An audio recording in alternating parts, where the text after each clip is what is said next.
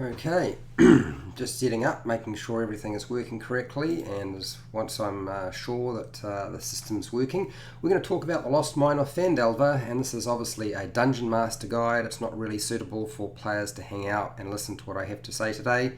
We're going to be talking about Mormesk, and once the ad stops playing and I've had a chance to skip it, I'm so glad that I made them they're skippable. Otherwise I wouldn't be able to skip my own ads and I have to watch them.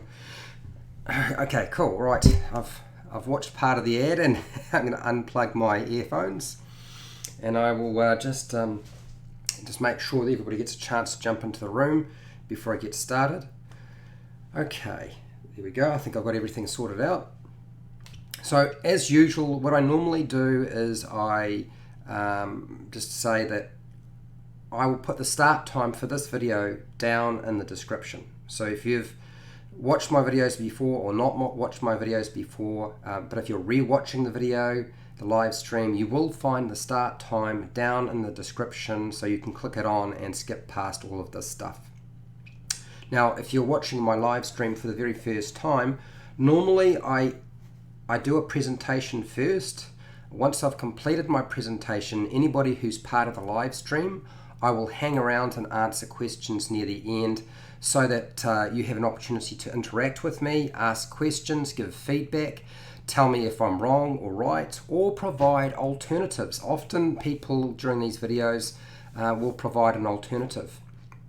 Darren, love your Mimi pictures, Fred. I'm glad you do. I used to do my own sort of skits, but they're really time consuming and I just can't get hold of Rose. We just don't have the same days off, so I can't do them. So I've resorted to using D&D memes, and I kind of like them. They're quite fun. Slime Lover 165. Ho, how's it going? All right, that's the highs. Like I said, you can say hi to me at the end of the presentation. Let's get cracking, shall we? Hi, welcome to HowtoDandD. My name is Fred Wheeler, and today I want to talk about Dungeons & Dragons 5e. And as it happens, this is a Dungeon Master's Guide, and it's a Dungeon Master's Guide for the Lost Mine of Phandelver. Now, I have many videos on this topic now. There is a playlist that you can go and check out called Lost Mine of Phandelver DM Guide, and there's a whole bunch of different topics in that playlist that you can go and check out if you want.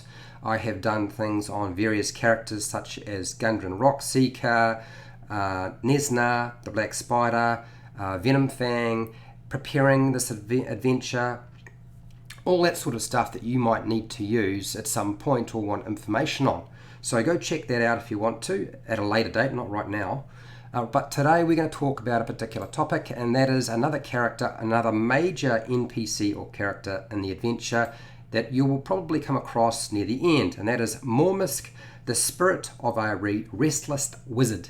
So Mormesk is a wizard, or was a wizard should I say, a very powerful mage many years ago, and he met his end during a rather heated magical spell-slinging battle, and in the heat of that battle during an orc attack on the cave, the Wave Echo Cave, he was killed.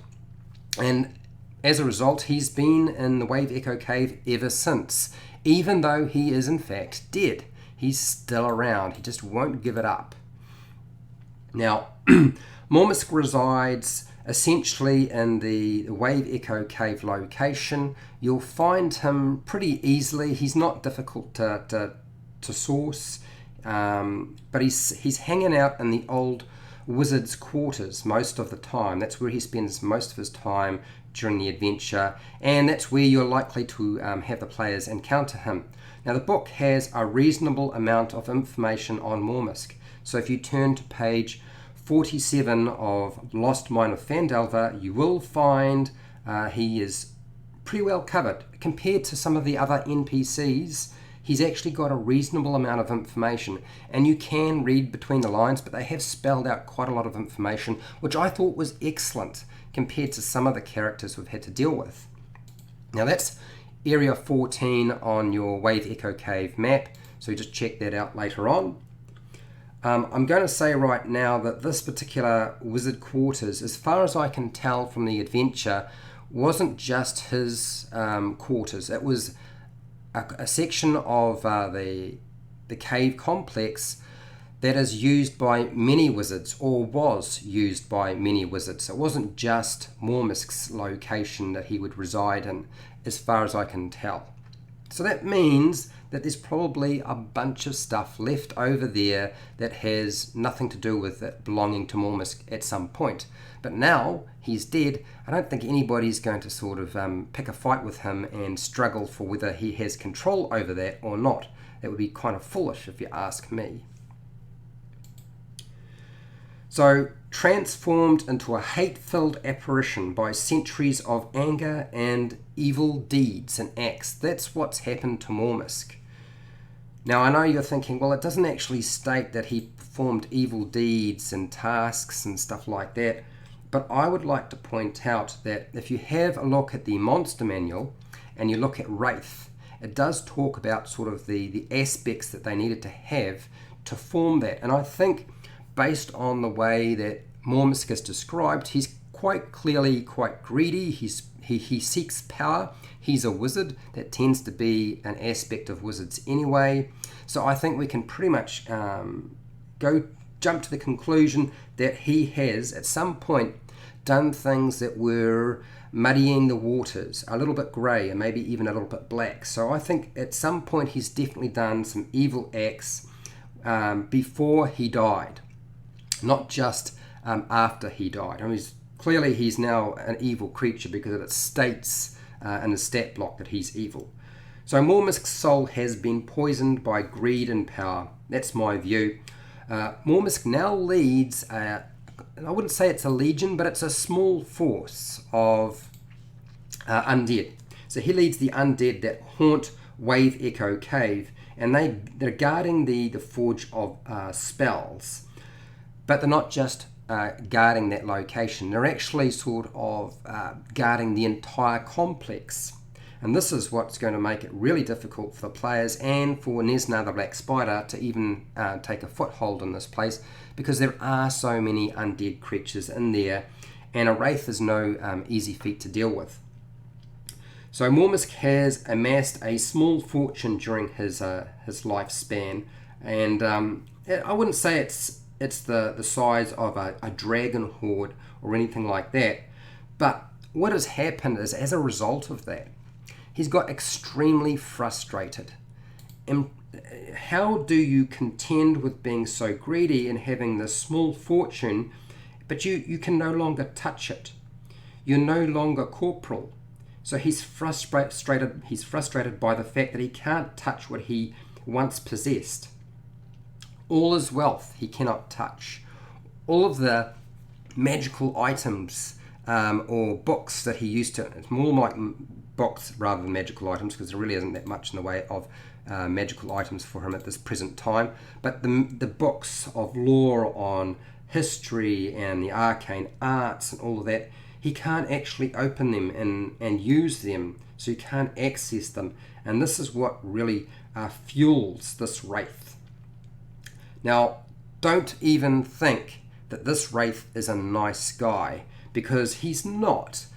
No Wraith is. Okay, so when the player's characters come across the Wraith Mormesk, they're definitely going to have to contend with Mormesk trying to kill them. And the adventure sort of goes into a little bit of detail around that, unless they provide a good reason why Mormesk should not attack them.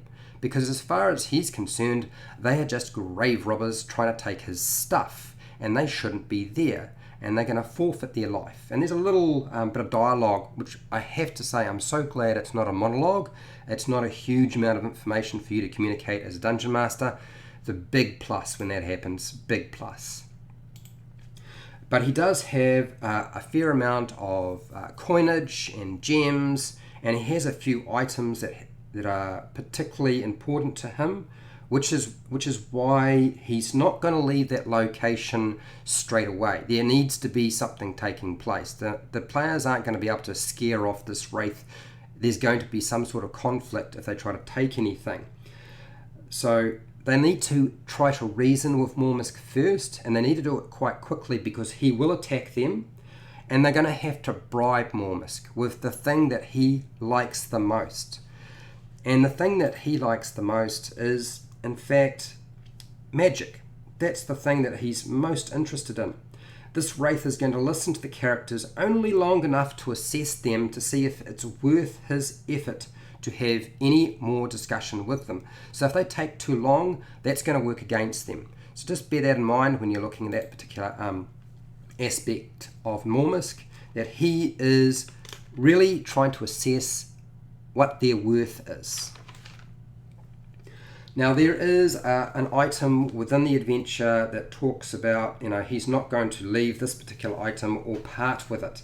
I believe the treasure that is listed is 1,100 copper pieces, 160 silver pieces, 50 electrum pieces. There's 3 diamonds, each worth 100 gold pieces, and then there's a wooden pipe adorned with a platinum filigree, which is worth 150. Now it's the pipe that he's not going to part with. He's certainly not going to part with any of his books of history and lore and magic. So if there's any sort of discussion about parting with that, he's not going to part with that. But he would trade up if they can provide him with a good enough reason. He would trade up the things like the coins and the diamonds. Those are things that he's not terribly interested in. Part of his treasure hoard is a mysterious map, which I've actually talked about before, and I'm sure somebody's going to be asking, what's the deal with the map? Well, basically this is you as the Dungeon Master getting an opportunity to turn that map into anything you like.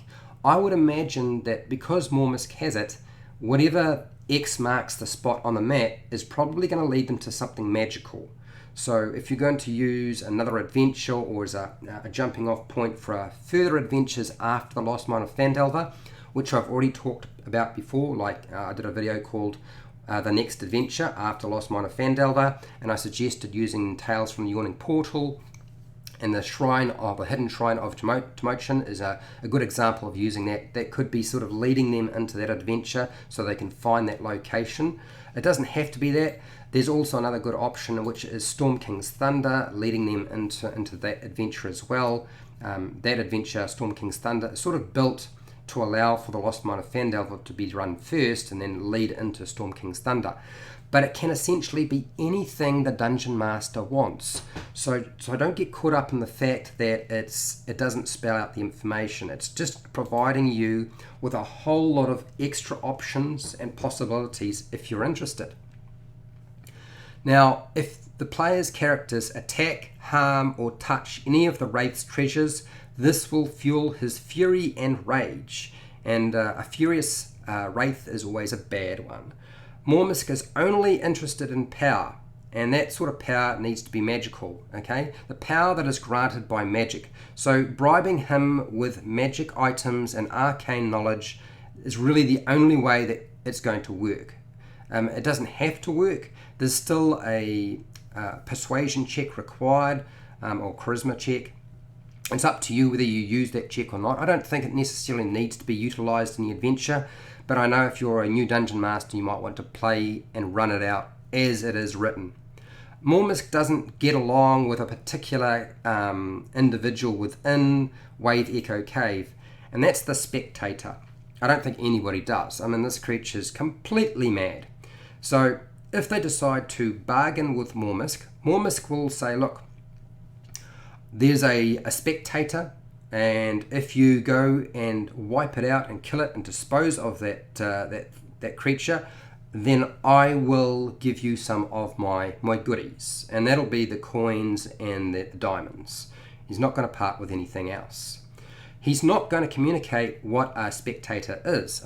We're not talking about the kind of Spectator that you see when you go to a football match or a rugby game or any kind of sports match. That's not the sort of Spectator we're talking about at all. So forget about that. No, this is a mad aberration from the Beholder family. Yes, it's a Beholder. It's a small one. It's not a full-powered one, but it's bad enough that both Nesnar and Mormesk don't like it. And nobody gets along with the spectator. Mormesk has been working his undead forces quite hard recently, and for good reason, because there's a bunch of individuals who have been pretty much causing him a bit of strife. It's usually been quite quiet. First there was dwarves that showed up, and now he's got these drow and Nesnar's forces disrupting his quiet little cave. So he's been disrupting Nesnar's forces and messing with the Drow's plans completely, making it very difficult. And all of the undead are going to do exactly the same sort of thing with the player's characters.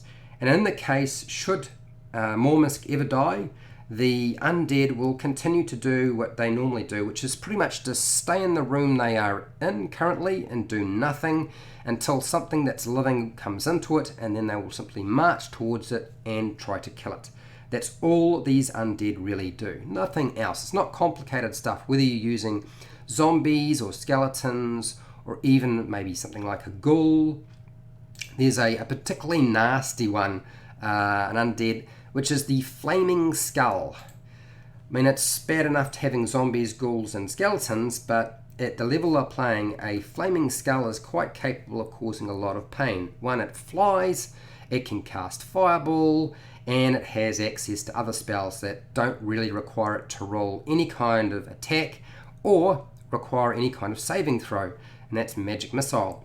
So not a very easy creature to deal with that's undead, and this is why getting near the Forge of Spells is so difficult, because Mormesk has been giving them instructions to make sure nobody gets anywhere near it. Why is Mormesk doing this? It's not like Mormesk can do anything with the Forge himself, because he's incorporeal. He doesn't have a body. He doesn't really sort of effectively manipulate the world anymore. But he's not going to let somebody else do it either. So that's why he's doing this. Now, I would like to point out that that Flaming Skull is probably one of the most deadly creatures in this location. And for Nesnar and the players to dispose of it is going to be quite difficult. And even if they destroy it, they have to follow through and make sure they do the holy water routine. Otherwise, the thing is going to come back to life in a short space of time, and they're going to have to deal with it again. I don't actually mind that idea myself. So, what's the deal with Nesnar and Mormesk? Well, Nesnar and Mormesk do not get along. Mormesk doesn't like his forces, been trying to stop them.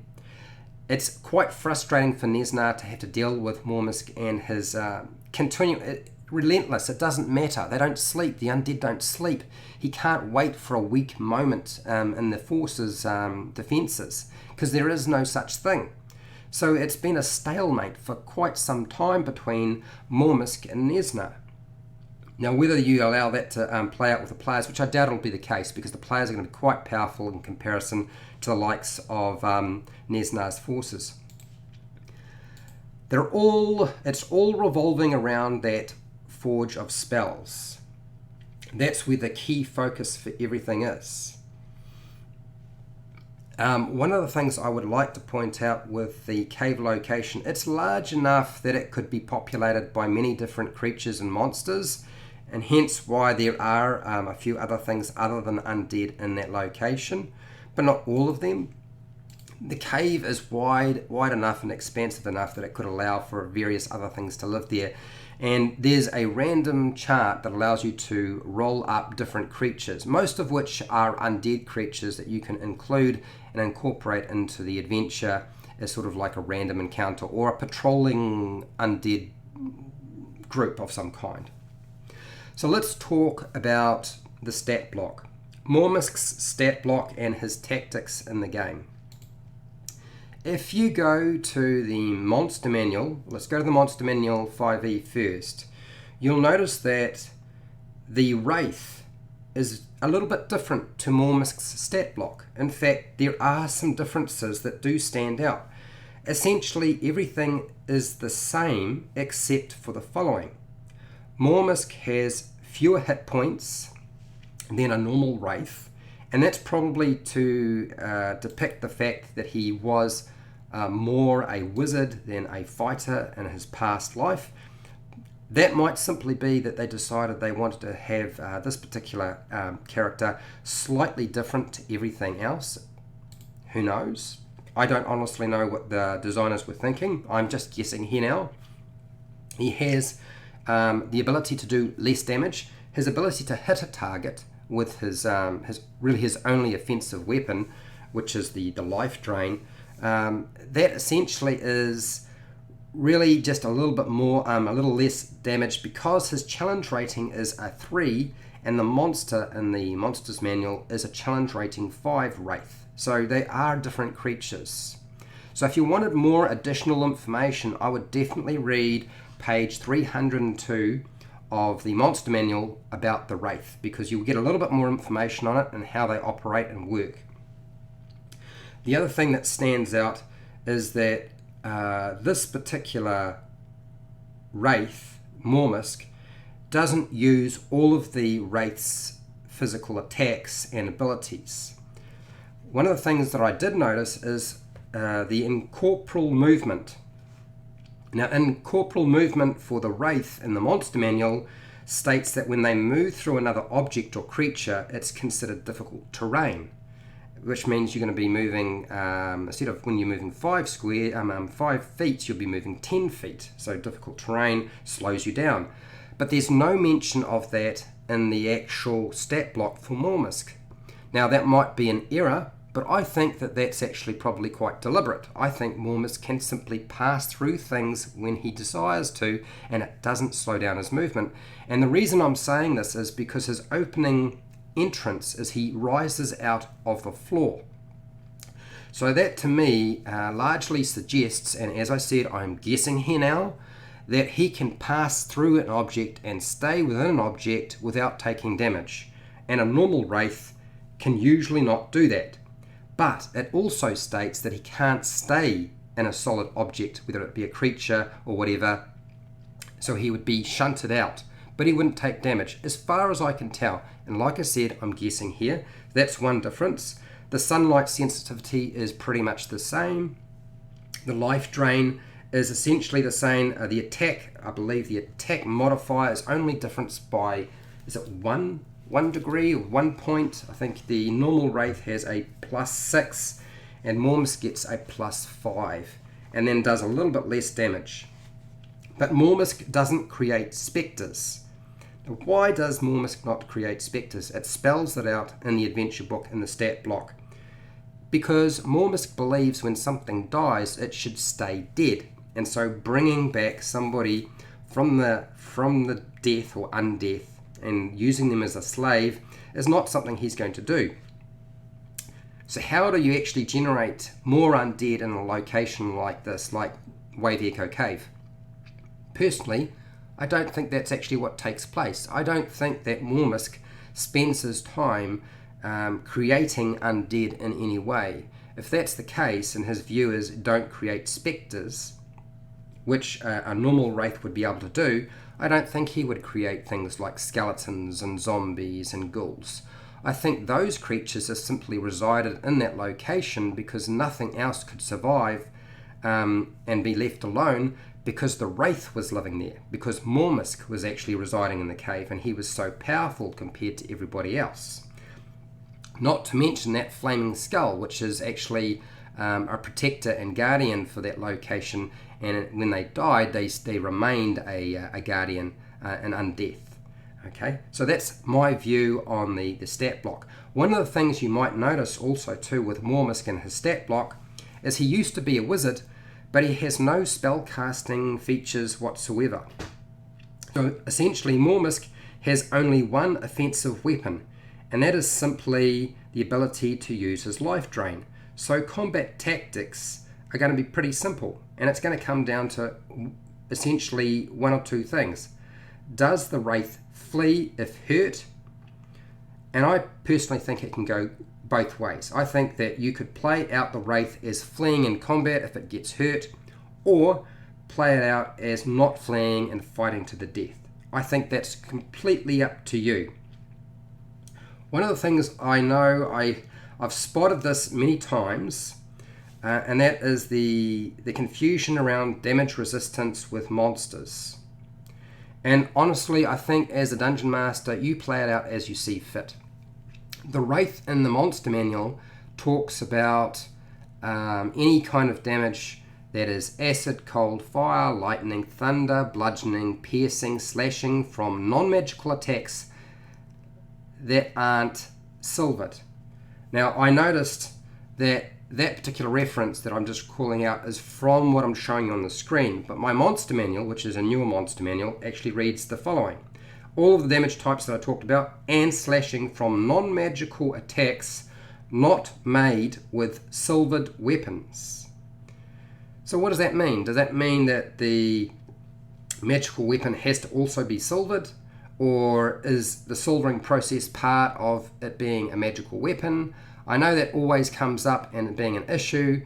Truthfully, I'm not going to get into that. I'm going to just suggest to you as a Dungeon Master, decide how you're going to run that and go with it. Okay? I know there is an entry somewhere in the player's handbook that talks about magic weapons, the silvering process is part of it becoming magical.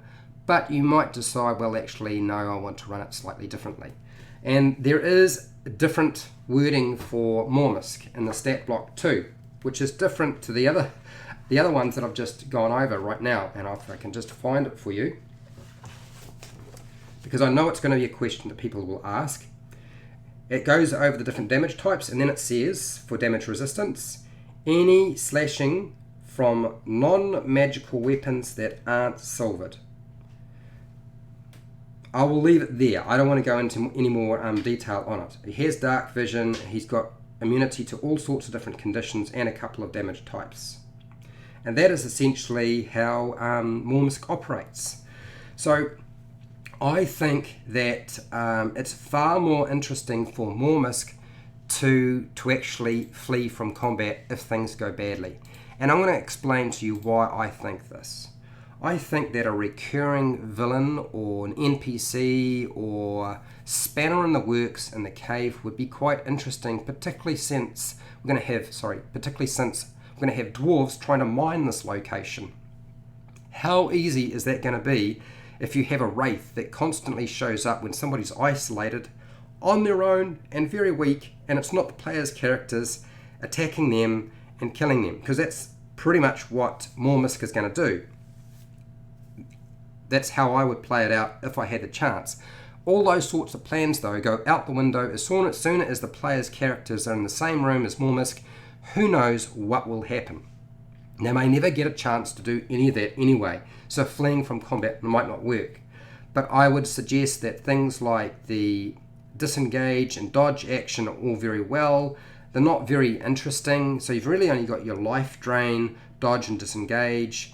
I don't think that a wraith is going to grapple any kind of creature or even push them. I don't think there's an awful lot of benefits to pushing the creature, even if pushing them prone, because essentially the only weapon that he has is life drain, so it doesn't really, I just don't see the point in doing it. It doesn't make sense to me. How you play it out is completely up to you. I think it would be far more interesting, as I said, to have him use his incorporeal movement to move through walls, disappear, come back later once he's had a short rest, and then mess with the party again, just to make things a little bit more exciting and a bit more interesting. Okay, so that's pretty much everything I have on Mormesk. As I said, I wanted to reiterate, he is a wizard, and you could add some spells to his repertoire to make him a little bit more interesting, because he doesn't have a lot of features that allow you to do different things with him. He's pretty simple. Okay, but if you're dealing with newer players, I don't think that's really going to be necessary. It might make him more interesting, but you might just wind up making it really difficult for the players' characters and wiping them out.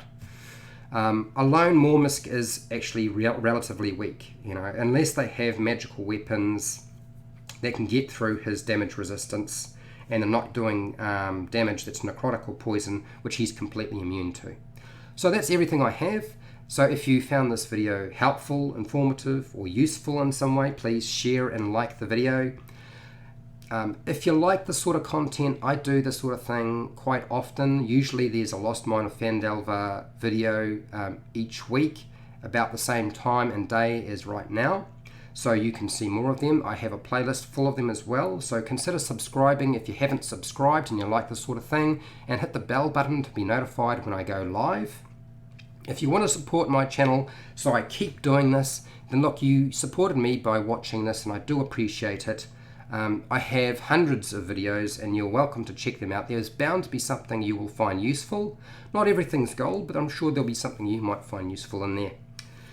I don't do Patreon, but down in the description there are affiliate links, you know those things, to the book depository and Amazon where you can buy stuff online. I get a small commission. You pay exactly the same price as you normally would, and just go through that link and buy what you want. You do not have to buy the thing I have linked to. Now, any additional information that you might need, I have put in some locations for getting maps, some additional advice, some websites you can use. They're all in the description for this video, so you can go and check them out later on and just see what is written by Sly Flourish and Neuron Phaser. I'm sure you'll find them useful. And there's a website for purchasing really high quality resolution maps as well if you want that. Okay, now if you have feedback in the live stream, start typing fast as you can, your questions, your feedback. Just say hi, it's fine with me. Otherwise, if you're not part of the live stream, that's what the comments section is all about. Stick your comments in there and I'll get to your comments as quickly as I can. And hey, till next time, keep rolling those 20s.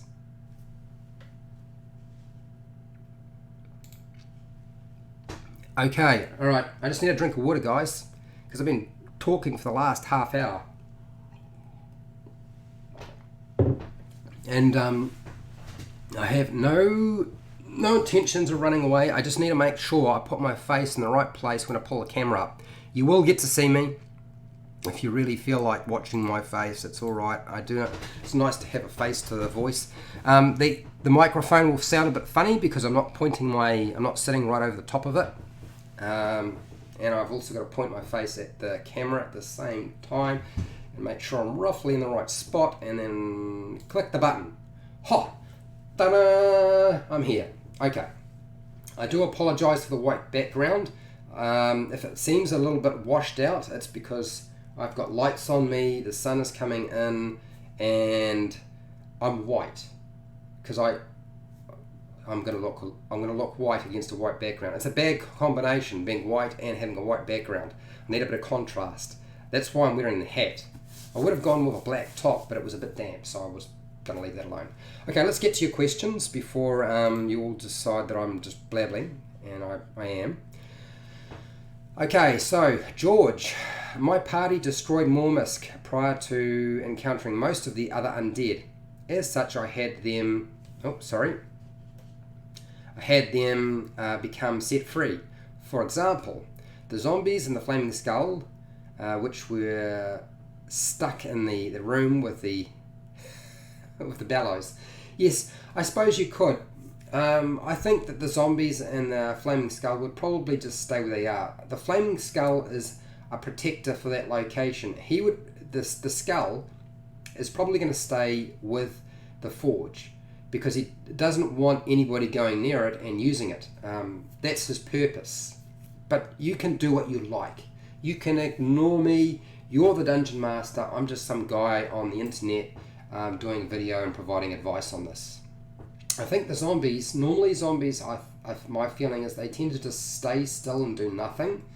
And they only sort of react when there's some living creature that comes into their zone, or they pick up or sense something that's alive.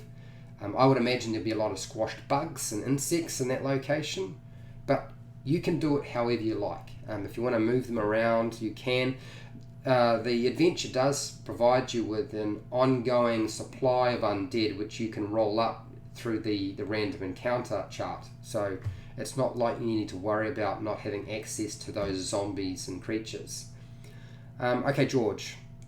My map is leading to a nearby gnome dungeon. Ah, right, good one. I see you've tied in that mysterious map, or you've built in your next adventure into the Wave Echo Cave, as they were superficially mentioned as pact members. Ah, but there was almost no sign of their presence at the battle to defend Wave Echo Cave or Cavern. Well, I think that's quite creative. I think you've done a reasonable job of trying to lead them from that adventure into your next adventure, which obviously will be around a gnome dungeon.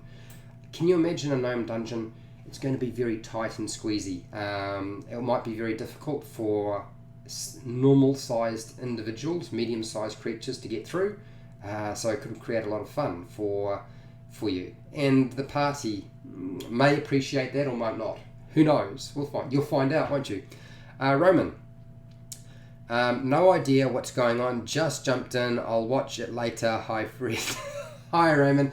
Hey, I'm doing what I normally do. I'm doing a Lost Mine of Phandelver DM guide, and I thought I would cover Mormesk because I knew that topic would be discussed at some point, and he has cropped up from time to time, and I don't want to include Mormesk in the video on Wave Echo Cave in any kind of massive detail, because that would just drive me nuts. It would be too difficult. It would be too long. Ricardo, how's it going, Ricardo? Thank you for your advice last week. Okay, oh good. Session 0 went amazing. Had them meet Gundren at a bar. He hired them, got impatient with how slow they were loading the truck, and went ahead of the group. Good, okay. So you've tied your players' characters into Gundren as best you can. Nothing wrong with meeting in a tavern. I think there's, I did a video and suggesting that, linking the players' characters with Gundren by having a bar brawl or fight with Gundren involved would be quite fun and make things a little bit more interesting. Darren likes your idea, Ricardo. What's that? Boomfire 89. Hi, how's it going? Welcome to the live stream. Tommy. Hi, Tommy. Hey, Fred. Thanks again for the ideas and thoughts. You are welcome. Hopefully it was the kind of... to be fair, there's a lot of information on Mormesk in the adventure compared to some of the other NPCs. So I didn't have to do quite so much work, and I didn't have to make up quite so much stuff. Boomfryer89, you enjoy my videos. I'm glad you do. At least if somebody's enjoying my videos, I'm doing something right. And yeah, as long as I keep doing the stuff that you like, that's good. All right, what do we got here? Ian Ellis. Interesting encounter. It's been very cool to see some diplomatic negotiations with Mormesk, rather than just beginning an encounter. Well, the adventure does say that they can talk to Mormesk. That's certainly an opportunity. He will listen. He's not going to go bat out of hell, but they need to be fairly quick about introducing themselves. And unfortunately, one of the aspects of this adventure that I think is a bit problematic, it does sort of suggest to the players they need to go straight into combat. I just want to read out his opening dialogue. Where is it? Here we go. Here's the problem with this as an opening dialogue for the players' characters. Okay. He rises out of the floor in an ominous way. This is sort of spelled out. And then he says the following. Your presence is offensive. Rises from the floor and says the following. Your presence is offensive to me. Your life is forfeit. My treasures are mine alone, not yours to plunder. And so I think the problem with that opening for Mormesk is that a lot of players will see that as, okay, there's no way to communicate with this wraith or creature, undead creature. We just have to attack it because it's going to attack us. That's not always going to be the case with a party of players, but it does sort of suggest and lend itself to that. I need a drink of water, guys. I've seen your comment, Ricardo. I'll come back.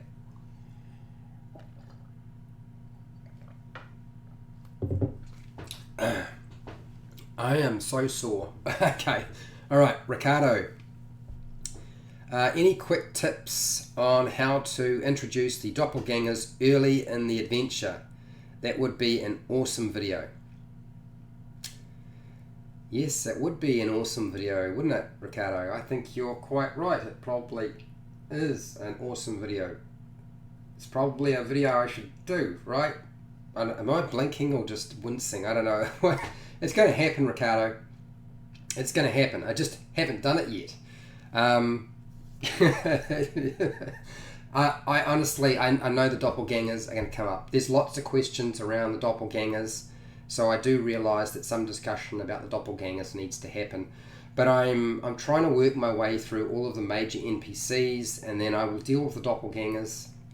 And then hopefully, once that's all done, we can actually look at the map locations and talk about stuff. Pardon me. And I need to do a video at some point on phandelver and all of the NPCs and adventure hawks and information that you get dumped with at the very beginning of the adventure, essentially in the second chapter or second episode, after they've dealt with the Cragmore hideout location. So don't worry, the doppelgangers are coming. I just don't know if it'll necessarily be the video I do next. I feel like the next video is going to be something that requires less effort from me. As you know, I am a lazy dungeon master. I think I've made it pretty clear from the videos that I do that I'm not the sort of person who spends hours and hours and hours preparing. I am the sort of person who tries to find shortcuts, and as a result of that, I haven't been doing a lot of video content that's live recently because I've just been in so much pain, and also because I have a neighbour who wants to build a house beside me and it's causing me a whole lot of strife. So I'm looking to do a little simpler stuff. A lot of these videos have been quite time consuming to prepare, but I will do doppelgangers. So if you can hold out a little bit longer, cool. If you can't, then hopefully that video will be useful to you when you use doppelgangers in another adventure later on. Who knows? Because I will cover it. I just feel like Clark and Gruul are topics that I need to talk about. Ricardo, what do you got here? Running session 1 tonight. Keep up the amazing work. You are welcome. This channel and Critical Role have taught me everything about DMing I know. Ha ha. Okay. Well, that's cool. I think just about everybody knows about Critical Role, and Matthew Mercer, and Marisha Ray, and Liam, and yeah, the whole crew. Travis, Laura, they've even got their own channel now, which is kind of amazing, and they've done a pretty consistent job of putting out content, which is nice. And you know what I love? Is they're doing videos on how to play Dungeons and Dragons. So I feel the pressure to do that sort of thing a lot less as there's more channels out there covering how to actually play the game. Thank God for that, because holy Toledo, they are hard videos to put together, and I'm one person. Did you do it? Are you doing a session 0, Ricardo? I don't know if you mentioned that or not. Oh yes, you did. Yes, you just sent. Yes, you did the session 0. Yes, you answered the question. I didn't remember. I just read the comment at the top of the page. Boom Flyer 89.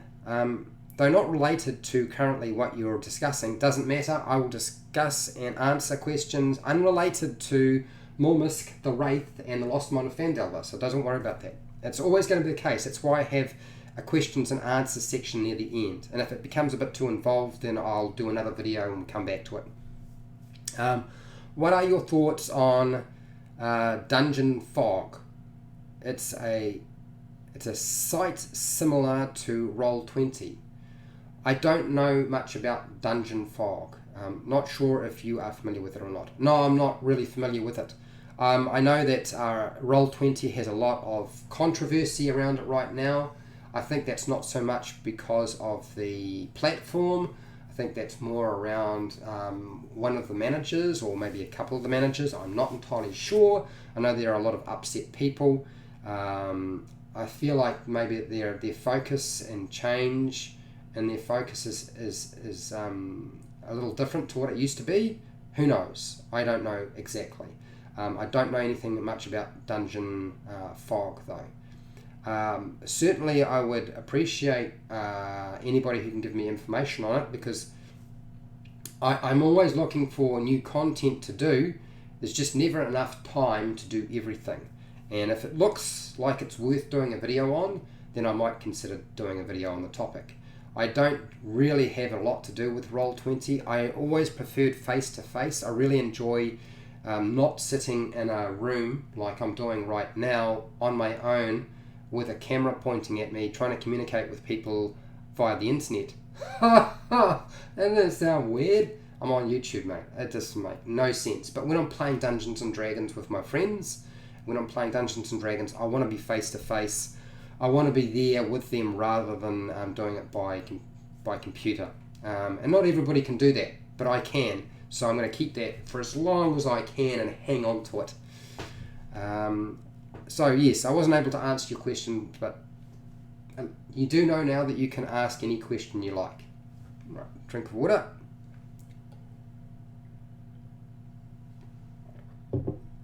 Oh, by the way, at a later date I will re-release this video as a cut version, and I'll trim it off like I have been doing. I don't know when, it'll be sometime, who knows when. I'm trying to deal with the backlog. I've got like 3 pages on YouTube of backlog to deal with, and I don't really think I can contend with it. I'm gonna just not worry about it too much. Okay, Ricardo, Critical Role is great and entertaining, but honestly your channel has more concrete advice about running games. Okay, so I've actually been working on a video topic, and it does talk a little bit about Critical Role, and it does talk a little bit about Matthew Mercer, and it does talk about Chris Perkins, who are vastly better at this sort of thing than I am. But this channel is for people who aren't running entertainment, and you've got to understand that Critical Role is a group who get together in a very specific type of group.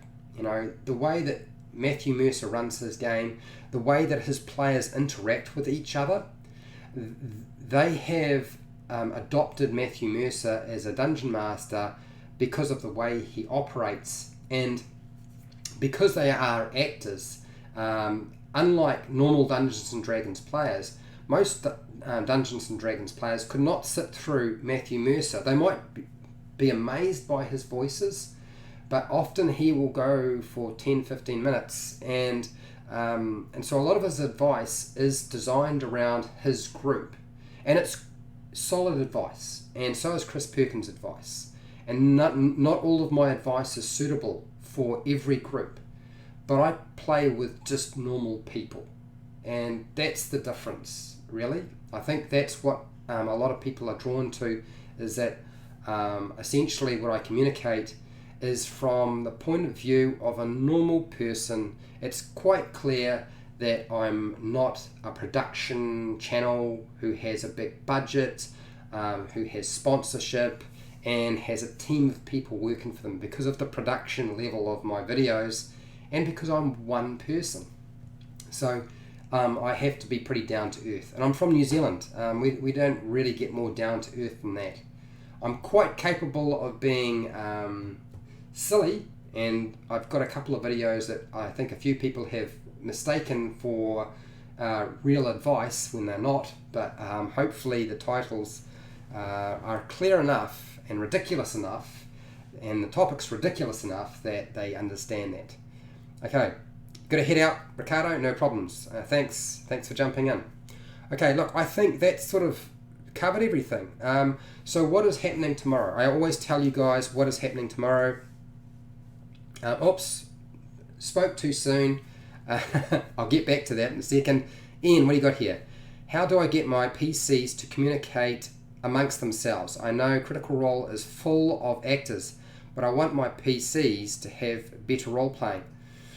Hi Oscar, how's it going? Yeah, cheers from Mexico. Going back to Ian's question, the thing with getting your players to role play and play in character the first way to do that is to talk to your players in character. And I don't mean using silly voices or funny voices or an accent or taking on the kind of level of NPC or monster role-playing that Matthew Mercer and Chris Perkins does, or anybody else who's capable of doing that. All you have to do is just place yourself in that situation and talk to them as if the creature is talking to them. That's all you have to do. I think that's the key to it. If you start with that, the players will eventually adopt that way of operating too. If you don't adopt that way of role-playing your NPCs, they will never do it themselves. So you, as a dungeon master, you have to lead by example, but you don't need to do fancy voices, okay? Hopefully that answered your question, Ian. If it didn't, you let me know. Okay, Oscar. I also have the same issue getting my people to role-play. You know, I think you've got to understand that there's different levels of role play, and particularly with a new group, it's not going to be like Critical Role. And that is a video topic that I need to do at some point because I know it comes up. I've had a few players rock up to conventions and play, or watch other people play, which is quite strange. I don't understand that. And they'll say to me, look, I really want to play Dungeons and Dragons. This is from a player, I've heard this a couple of times. I really want to play Dungeons and Dragons, but I'm trying to find a dungeon master like Matthew Mercer. And I'm like, oh my gosh, are you kidding? Seriously? There's only one Matthew Mercer. That's never going to happen, okay? And even if you did find a Matthew Mercer dungeon master, it doesn't mean they want you at their table. So it is sort of pie in the sky stuff, and I think the development of live stream games, which is why I don't, to a large extent, I don't want to show you how I role play, because then you will think that's the way it should be done, and there'll be other people who will think, well, that's the way it shouldn't be done. You know, it's rubbish compared to Critical Role, and it's rubbish compared to what Acquisitions Incorporated does. There's all that comparison stuff going on. Every group is different. Role playing starts off with just interacting with each other between dungeon master and player, and that's it.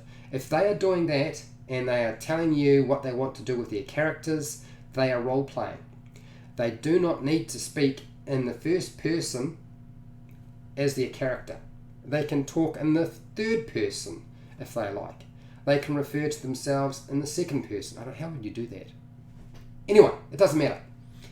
Just let them interact with you. That's the first step. They will adapt and adopt that when they get comfortable.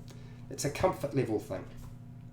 Okay, I'm hoping that I have answered Ian and Oscar's question. Boomfryer89, I've been DMing for only a year and a half now, and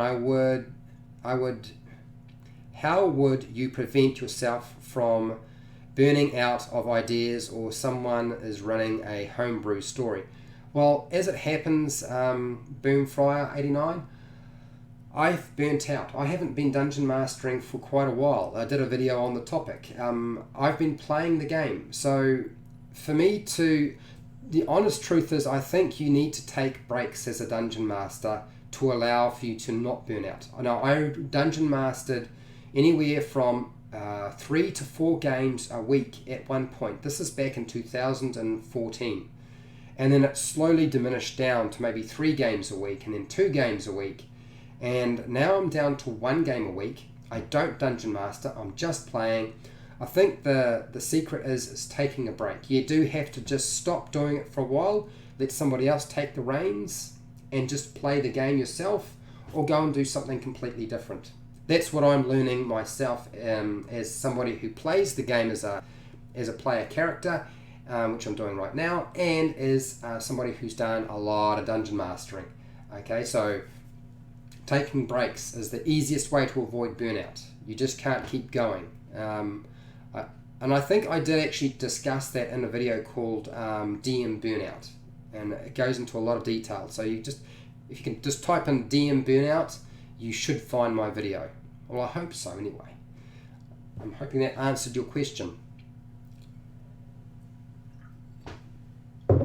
Alright, so we definitely covered Mormesk. I don't think there's anything else I need to cover other than I need to tell you what's happening for tomorrow.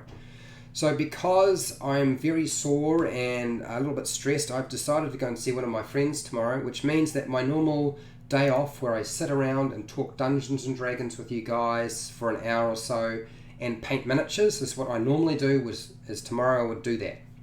I'm probably not going to be able to do that because I'm going to go and see John Shackle. Now, a few of you might know John Shackle. I've done videos where we've teamed up together. We may or may not shoot some video together, or I might just hang out and just talk stuff because I haven't seen him for a very long time. A lot of my friends are sort of working the days that I have off, and I'm working the days they have off, so I don't get to see them. So I'm going to go and hang out with him. That does mean you will still get content to watch. It just might be old content, or it might be new content, just not live streamed. But there will be something. And I will, of course, I will release again on Saturday, New Zealand Standard Time. That's New Zealand on a Saturday. There will be a pre-recorded video, and I'm still deciding what that will be. I have put together a couple of different things, and I'm just trying to decide what to release. Darren, take a break, Fred. You deserve it. I know I do. Everybody does. Everybody deserves a break if they've been dungeon mastering. It's a lot of work. Okay, look, I think we're going to wrap it up there. I'm going to go and stick my heat detector to my ceiling so that if there's a fire, we're at least going to be warned. And I'll catch up with you at some point. There will probably be some live streams. I've prepared some material for how to run Death House, or preparing for the Death House adventure, which is part of Curse of Strahd. Yes, I know what you're thinking. Does that mean I'm going to do a series on Curse of Strahd? Eventually. But I'm doing the Death House one for a friend who's a new dungeon master, and they're really struggling, and I thought I would do a video specifically for them. And I know that sounds strange. I'm doing a video for one person only, but hopefully somebody else will find it beneficial as well. Makes sense. Okay, alright, I'm going to take off, let you guys be. I'm bound to be something else that you guys can watch other than me. And yeah, have a good day, have a good night, have a good evening, morning, whatever it is. Look after yourself, and I'll see you later. Hey, till next time, keep rolling those 20s. Alright.